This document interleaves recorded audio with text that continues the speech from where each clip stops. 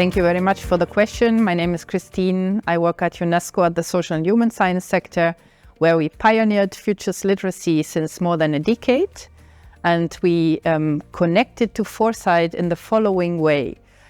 Futures literacy for us entails having a reveal phase where people reveal their actual expectations on the future. And then we do a reframe exercise, which is very important.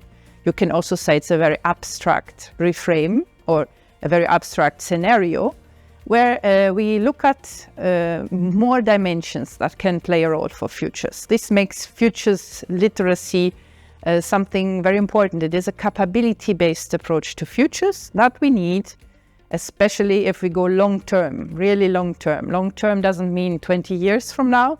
Long-term for intergenerational equity, in that case, what we are talking about now, means hundreds of years from now. Hundreds of years that are uncertain, where we will face new complex problems, wicked problems, polycrisis. Climate change is one part of it, not the only one. We have digitalization. Who knows what comes? You are in a very young region of the world. Others, like for us in Europe, I'm based in Paris, we face difficult geographic problems at the moment, the elderly. So how to make sure this can all fit into intergenerational equity? UNESCO has done very important work in 1997, which was a declaration on present generations to future generations.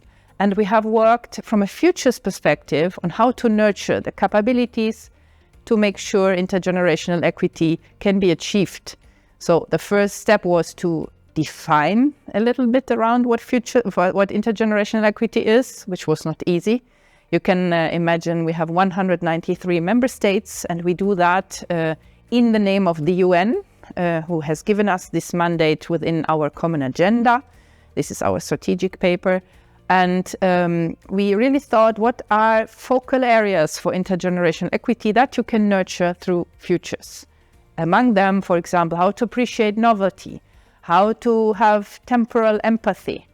And we offer a set of tools, a toolkit that people can use to play around that concepts and to make it theirs.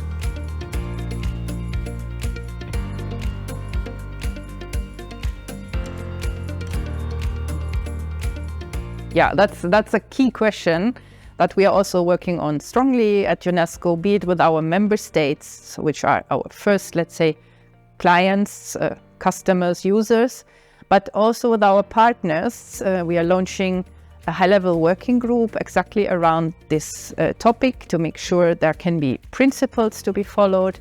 You are right, it has to become an organizational culture. Foresight, in general, futures thinking cannot be, in my view, brought top-down. It has to be developed bottom-up, in a sense that you can only nurture this capability. You can start and nurture your agency, we would call it, and empower yourself to dream differently. As we also heard in this conference in many occasions, you really go out of your comfort zone, and we do this through this structured reframe exercise, banalizing the concept. The future of work, we have a lot of people who want to leave their countries, brain drain. We ask them, what if you wouldn't have to work in your life? So people start to rethink completely what they would do. And this really helps to deal with the subject and to understand that there can be a plan B. No? Or think about the future of urbanization, which is very, very relevant in many countries around the world. So what would you do if we wouldn't live in houses anymore? What would you do with the houses? UNESCO is not saying we are not living in houses anymore, but we use this as a creative prompt to collect. This is again based on collective intelligence, on the participatory approach. You collect the information on that and co-design your preferred futures. In that way, it becomes your own culture, and you live it first in your group, maybe in your team, and then bring it to the leadership, which is our final aim, to let people, higher management, hierarchy, understand that there is an alternative to prediction, to forecasting, which is foresight and connected to futures literacy for the good of the world.